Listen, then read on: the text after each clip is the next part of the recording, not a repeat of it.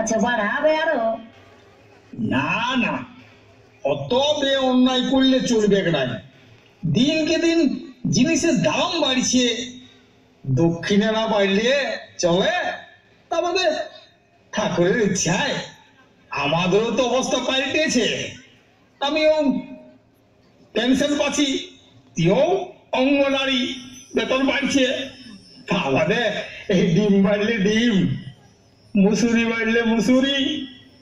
হ্যাঁ গো এমনির বাপ, তুমি আমাকে সবসময় অঙ্গনারী বলে রাগাও কেন? আমি কি নারী?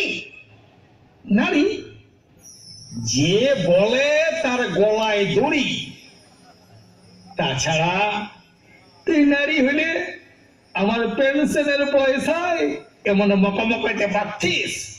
কি বললে? না মানে আমরা যখন ওই দুলুকেই রোজগার করছি, তখন 1 টাকা দক্ষিণা দিলে প্রেস্টিজ থাকবে। সেটা আবার তুমি ঠিকই বলেছো। তাছাড়া আজ বাদে কাল হেমলির ফাইনাল পরীক্ষা, এক চান্সে যাতে পাস করে তার জন্যই সরস্বতী পূজা করা। ঠাকুরকে রাগালে চলিবে? তাই সত্যি নারায়ণের মতন আর পচা কলা আনি নাই। ভালো গামছাটা একবারে 3.5। হ্যাঁ হ্যাঁ, আমার কাছের পয়সা ভাঙিয়ে পূজা দিয়ে এলে তা বাদে এই কলা চুষবি, কাঁচ কলা চুষবি। কি বললে? না মানে বলে ওই কলাগুলা এবারে ভালোই দিতে হবে।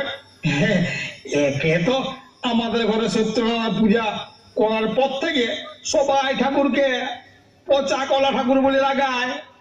এমনকি ঠাকুরের ছিলাটাকেও পচা কলার বেটা বলে। সে পচা কলাই বলুক আর 1.5 বিত্তা গামছাই বলুক, একবার হয়ে গেছে, আর ভুল হবে না। এবার ঘটে জল দিয়ে সরস্বতীর পূজা করিব। তবে দক্ষিণাটা কম হবে না। আসো ঠাকুর, আসো আসো। কাল বিয়া করছিল নাকি? বিয়াঘর? না মানে বিয়াঘর থাকলেই তো রাত জাগা থাকি, সেই বলছিলি। আর রাত জাগলেই তো তুমি পূজা করতে করতে ঘুমান যাও। না না, মাথা খারাপ, আরো ঘুমাবো। পূজা পাঠা নিয়ে লোক হাসি দেখ ন, এবার এক চুল ইধার উধার হবে নাই। তবে দক্ষিণাটা কম দিলে চলবে না। না না, কম দিব কেনে?